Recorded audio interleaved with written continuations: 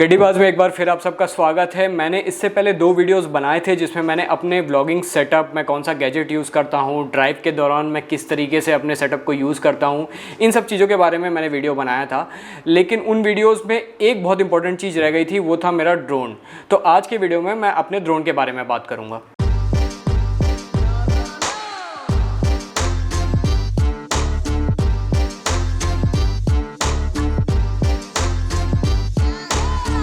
तो ये है मेरा ड्रोन DJI Mavic Mini। ये जो इसका पाउच है, सबसे पहले मैं आपको बताता हूँ कि इसके अंदर होता क्या है। इसके अंदर आपको मिलती हैं 3 चीज़ें। सबसे पहले आपको मिलता है हमारा प्यारा ड्रोन, उसके बाद ये है कंट्रोलर और इसके बाद मिलता है ये बैटरी पैक। तो इन तीनों चीज़ों को हमें असेंबल करना रहता है पहली फ्लाइट से पहले। तो सबसे पहले इसको अपन असेंबल करते हैं। सबसे पहले इसके लेंस के ऊपर एक कवर रहता है, इस कवर को निकालना रहता है। उसके बाद हम खोलेंगे इसके प्रोपेलर।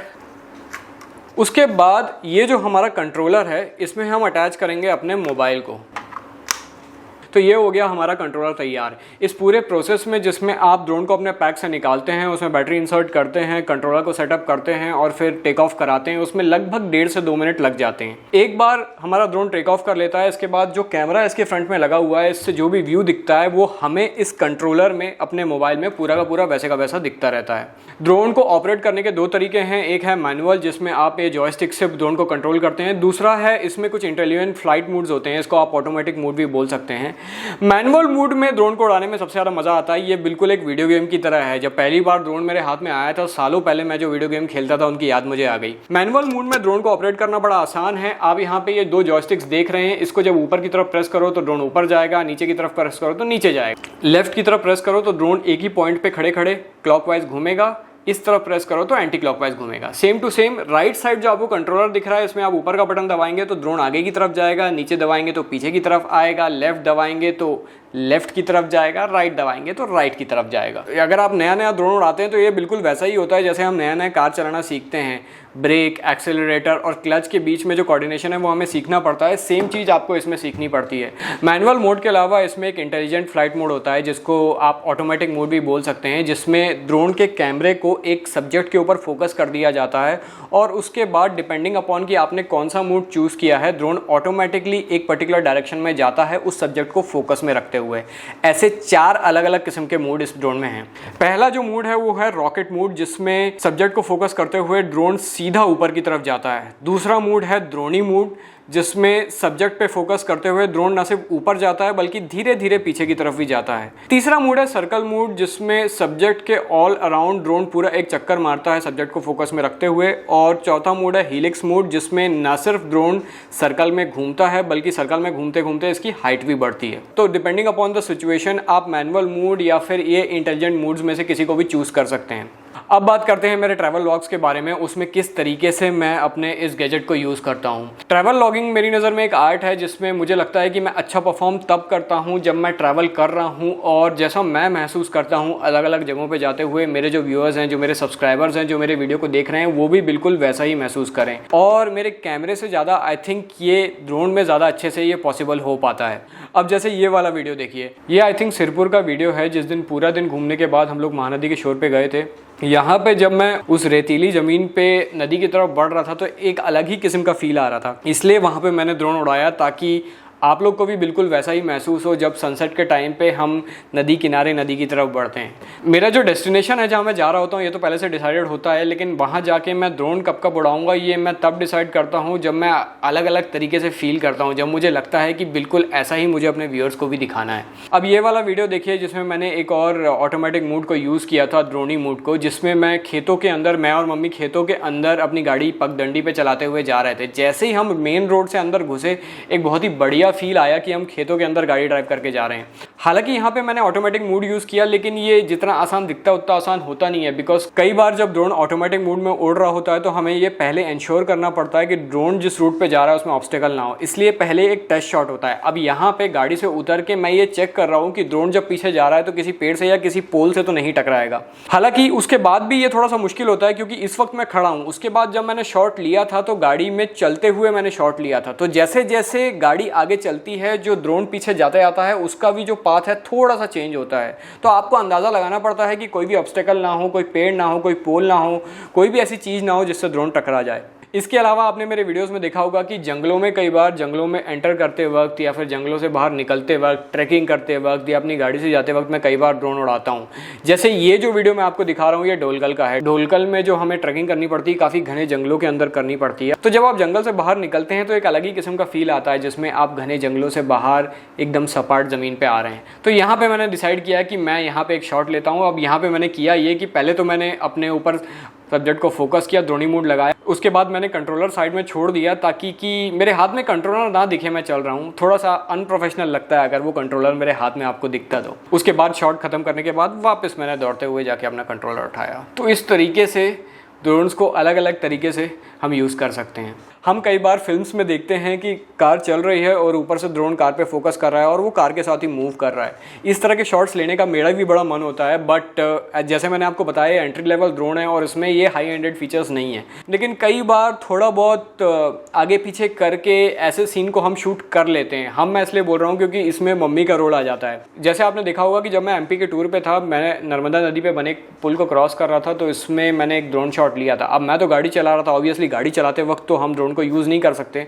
यहाँ पे मैंने किया ये कि मैंने पहले ड्रोन को हवा में उड़ाया, उसके बाद मम्मी के हाथ में ड्रोन पकड़ा दिया और उनको सिर्फ इतना बोला कि इस कंट्रोलर में आपको ये नीचे वाला बटन दबाना है, इसको दबा के रखना है। जब आप ये नीचे वाला बटन दबाते हैं तो ड्रोन ऑटोमेटिक पीछे की तरफ उड़ता रहता है।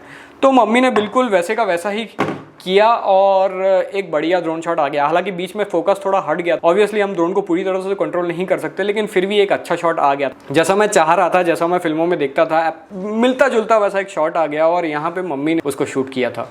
इसके अलावा आपने मेरे सेकेंड लास्ट वीडियो में देखा होगा कि किस तरीके से जब हम ऊना कोना मंदिर से हम लोग जा रहे थे गंगरेल डैम की तरफ, तो हम लोग जंगलों के अंदर से एक शॉर्टकट लेते हुए जा रहे थे। यहाँ पे जैसे ही मैं जंगलों के अंदर घुसा, वो एकदम घने जंगल थे। जैसे ही मैं जंगलों के अंदर घुसा, मैंने मम्मी से पूछा कि यहाँ तो ड्रोन शॉट अपना लेना बनता है। अब यहाँ पे मैंने गाड़ी भी चलाई और खुद ड्रोन भी ऑपरेट किया। मैं आपको एक बात पहले ही बता दे रहा हूँ, कभी भी गाड़ी चलाते वक्त आपको ड्रोन को ऑपरेट नहीं करना चाहिए। ये एक प्रॉपर रोड नहीं था, ये एक पगडंडी थी। यहाँ पे दूर दूर तक कोई ट्रैफिक नहीं था, कोई लोग नहीं थे, इसलिए यहाँ पे मैंने ड्रोन को ऑपरेट किया। और जब ड्रोन उड़ रहा था तब गाड़ी almost at a stand still थी, 5 से 10 की गाड़ी की स्पीड थी। यहाँ पे हुआ ये कि मैंने पहले गाड़ी को खड़ी करके ड्रोन को एक पर्टिकुलर लोकेशन पे सेट कर लिया। उसके बाद मम्मी अपने हाथ में उस रिमोट को पकड़े रही। इसमें मैंने किया सिर्फ इतना कि मेरे को ड्रोन को ऊपर ले जाना था, तो मैंने सिर्फ ऊपर वाला एनालॉग स्टिक दबाया और ड्रोन धीरे धीरे ऊपर गया। और उस वक्त लगभग 5 की स्पीड से गाड़ी बिल्कुल धीरे धीरे आगे बढ़ रही थी। मैं जब आपको शॉट दिखाता हूं तो उतना धीरे नहीं दिखाता, उसकी स्पीड थोड़ी तेज कर देता हूं ताकि आपको लगे कि गाड़ी थोड़ी स्पीड से जा रही थी, लेकिन गाड़ी almost at a stand still थी और वो शॉट जो मैं लेना चाह रहा था उसमें आ गया। उसके बाद मैंने ड्रोन को उल्टा मोड़ा। जब हम जंगलों के अंदर घुसे तो फिर हमने सामने की तरफ से वो लिया जिसमें ड्रोन को पीछे की तरफ जाना था। यहाँ पे हमें बस नीचे वाला एनालॉग दबाना था, इससे ड्रोन पीछे जाता गया और वो शॉट आ गया। तो इस तरीके से मैंने धमतरी का वो शॉट लिया था। मैं आपको फिर से रिपीट कर रहा हूँ, गाड़ी बिल्कुल 5 की स्पीड में थी, वहाँ कोई ट्रैफिक नहीं था, वो प्रॉपर रोड नहीं थी, इसलिए मैंने वहाँ वो शॉट ले लिया। जनरली जब मैं हाईवेज़ पे होता हूँ तो इस तरीके के शॉट्स चलती गाड़ी में मैं खुद ड्रोन को ऑपरेट नहीं करता। मेरी, जैसे मैंने आपको बताया, मेरी पुरानी आदत है वीडियो गेम्स खेलने की, तो जब ये एनालॉग मेरे हाथ में आ जाता है तो बड़ी मुश्किल से छूटता है। तो आपने देखा होगा कि मैंने एक शॉट लिया था जिसमें मैं कार के बाहर खड़ा हूँ और ड्रोन मेरे से दूर जा रहा है, फिर पास आ रहा है। उसके बाद मैंने कहा कि मेरे कार के ऊपर लोगो लगा है, इसका भी मैं एक शॉट ले लूँ। आयरॉनिक ये हुआ कि एडिटिंग करते वक्त मुझे लगा कि यार ये तो बहुत बढ़िया लग रहा है, इसको जो मेरा एंडिंग उस वीडियो का एंड कर रहा हूँ उसमें मुझे डाल देना चाहिए, तो मैंने एंडिंग में डाल दिया। कई बार ऐसा होता है कि अपने शॉट्स लेने के बाद भी मैं अपनी ड्रोन की इस दुनिया में इतना खो जाता हूँ कि फाइनली मम्मी इरिटेट हो जाती हैं और मम्मी मेरे को बोलती हैं कि हो गया बस, अब उतार ले ड्रोन को नीचे। ओए जल्दी कर, उतार उसको। कितनी देर हो गई, अंधेरा हो रहा है, फिर कितनी देर में घर पहुँचेंगे। जब आप कुछ क्रिएटिव काम करते हैं तो उसमें क्रिएटिविटी लगाने की कोई लिमिट नहीं होती। मुझे अभी भी लगता है कि अभी तक मैंने जितना ड्रोन फ्लाई किया है, आई थिंक सो क्रिएटिविटी मैंने सिर्फ 10% लगाई है। आप काफ़ी ज़्यादा दिमाग लगा सकते हो, अलग अलग शॉट्स किस तरीके से लेना है, काफ़ी सारी अलग अलग चीज़ें इसमें कर सकते हो। इन फ्यूचर मैं इसमें करूँगा और कोशिश करूँगा कि आपको और अच्छे ड्रोन शॉट्स दूँ। आज तक अगर आपने मेरे सारे वीडियोज़ देखे हैं तो आपसे रिक्वेस्ट है, प्लीज़ मुझे कमेंट करके ज़रूर बताइए कि कौन सा आपको मेरा ड्रोन शॉट सबसे ज़्यादा पसंद आया या फिर किस तरीके का ड्रोन शॉट आप एक्सपेक्ट करते हैं। आप सबसे रिक्वेस्ट है कि प्लीज़ इस वीडियो पे कमेंट ज़रूर करें। तो अब मैं आपको बताता हूँ कुछ मिस्टेक्स के बारे में जो स्टार्टिंग में जब मैं इसको फ्लाई करता था जो मैंने की थी, और अगर आप ड्रोन लेने के बारे में सोच रहे हैं तो स्टार्टिंग में इन बातों का ध्यान ज़रूर रखें। सबसे पहली चीज़, ड्रोन का जब आप इसका मैनुअल देखते हैं तो कंपनी आपको ये बोलती है कि आपको किसी साफ, किसी क्लियर सरफेस से इसको टेक ऑफ कराना चाहिए। तो जब ये ड्रोन ज़मीन से नीचे उड़ना चालू होता है तो उसके प्रोपेलर्स जब घूमना चालू होते हैं तो काफ़ी धूल उड़ती है, और वो धूल इसके सर्किट्स के अंदर चली जाती है, और धीरे धीरे करके ये ड्रोन काफ़ी माल फंक्शन करने लगता है, काफ़ी एरर्स देने लगता है। इसीलिए जब आप ड्रोन को नया नया ऑपरेट कर रहे हैं तो ये हमेशा इंश्योर करें कि आप अपने हाथ से ही इस ड्रोन को टेक ऑफ कराएं और हाथ से ही लैंडिंग कराएं, क्योंकि अगर आप सरफेस पे ज़मीन पे लैंड कराते हैं धीरे धीरे डस्ट इसके सर्किट्स में जाती है और धीरे धीरे ये ड्रोन माल फंक्शन करने लगता है। दूसरी इसको ऑपरेट करने में जो मैंने गलती की है, जो कई लोग करते हैं, वो ये है कि जब आप अपने ड्रोन को पैक करते हो तो पैक करते वक्त आप अपने ये जो प्रोपेलर्स हैं इनका बहुत खास ध्यान रखें। जब आप इसको अपने बॉक्स में पैक करते हैं तो यहाँ पे जहाँ पे ड्रोन अंदर जाता है, यहाँ पे ये जो आप देख रहे हैं ये प्रॉपर चैनल्स हैं जहाँ पे आपके प्रोपेलर्स जाने चाहिए। कई बार हम करते ये हैं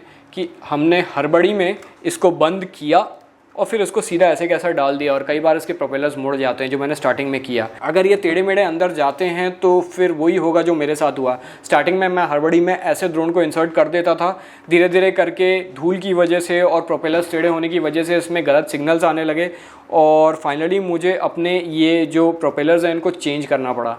तो ये जो दो चीज़ें मैंने आपको बताई, पहला तो आप इसके प्रोपेलर्स का खास ध्यान रखिए, ये बहुत सेंसिटिव पार्ट है आपके ड्रोन का। सेकेंडली, अपने ड्रोन को अपने हाथ से ही लैंडिंग और टेक ऑफ कराइए, इसको ज़मीन पे लैंड बिल्कुल भी मत कराइए। अगर इन दो चीज़ों का ध्यान रखेंगे तो आपका ड्रोन बिल्कुल बिंदास उड़ेगा। स्टार्टिंग के 1 मंथ में मैंने ये जो 2 गलतियां की, इस वजह से मुझे काफ़ी प्रॉब्लम्स ड्रोन को उड़ाने में आई, लेकिन उसके बाद से जब से मैंने प्रोपेलर्स चेंज किए हैं और अपने हाथ में मैं लैंडिंग और टेक ऑफ करा रहा हूँ, तब से 1 साल हो गया है, ये ड्रोन बिल्कुल बढ़िया चल रहा है। इस ड्रोन को यूज़ करते हुए मुझे लगभग 1 साल हो गया है, और इस 1 साल में मैं इसके परफॉर्मेंस से मोर और लेस सेटिस्फाइड हूँ। बट कुछ फीचर्स इसमें मिसिंग हैं जो अगर होते तो और ज़्यादा अच्छा होता। एक फीचर जिसकी कमी मुझे इस ड्रोन में बहुत महसूस होती है वो है इसमें सेंसर्स का ना होना। अगर ये ड्रोन हवा में उड़ रहा है और मान लीजिए इसकी फ़्लाइट के दौरान इसके रास्ते में कोई ऑब्स्टेकल आ जाता है, जैसे कोई पेड़ या फिर कोई इलेक्ट्रिक पोल, तो ये उससे टकरा के क्रैश हो जाएगा। DJI मैविक मिनी ड्रोन्स में DJI का सबसे बेसिक मॉडल है, एक तरीके से एंट्री लेवल मॉडल है, और अगर आप कुछ हायर एंड ड्रोन्स में जाते हैं, थोड़े महंगे ड्रोन्स खरीदते हैं, तो उनके चारों तरफ सेंसर्स लगे रहते हैं। इसलिए अगर वो ड्रोन उड़ते हैं और रास्ते में कोई ऑब्स्टेकल आता है तो वो ड्रोन ऑटोमेटिकली वहाँ पे रुक जाता है, लेकिन ये DJI मैविक मिनी के केस में नहीं होता है। इसलिए एक बार ये ड्रोन हवा में उड़ा तो उसके बाद ये पूरी तरीके से आपकी स्किल्स पे डिपेंडेंट है कि आप इसको कैसे ऑपरेट करते हैं। ये जो मैंने कॉम्बो वर्जन लिया है DJI मैविक मिनी का, इसमें मेरे को 3 बैटरी मिलती हैं। एक बैटरी आपको अप्रॉक्सीमेटली 30 मिनट्स का, 25 से 30 मिनट्स का फ्लाइंग टाइम दे देती है, यानी कि ये 3 बैटरीज लगभग 90 मिनट का फ्लाइंग टाइम दे देती है। इसके अलावा इसका जो चार्जिंग केस है, इसका जो बैटरी केस है, उसको बड़ी आसानी से आप किसी पावर बैंक की मदद से भी चार्ज कर सकते हैं। तो इस तरीके से तीनों बैटरीज को एक बार फुल चार्ज करने के बाद आपको 1.5 घंटे का फ्लाइंग टाइम मिल जाता है, और अगर आप पावर बैंक से इसको कनेक्टेड रखें तो आई थिंक सो आप काफ़ी देर तक अपने ड्रोन को यूज़ कर सकते हैं। तो इसके साथ ही आज का वीडियो यहाँ पे ख़त्म करते हैं। आप सबसे रिक्वेस्ट है, जिस तरीके से मेरे प्रीवियस ट्रैवल लॉग्स पे आप लोगों ने कमेंट किया, प्लीज़ इस वीडियो पे भी आप वैसे ही कमेंट करें। आप जितने ज़्यादा कमेंट करेंगे उतनी ज़्यादा स्पीड से मेरा चैनल की ग्रोथ होगी और मैं उतने ज़्यादा अच्छे वीडियोस आपके सामने ला पाऊंगा। तो इस उम्मीद के साथ कि इस वीडियो पे भी आप ढेर सारे कमेंट करेंगे, आज का वीडियो यहाँ ख़त्म करते हैं। अब आपसे मिलता हूँ मैं अगले वीडियो में, तब तक के लिए गुड बाय।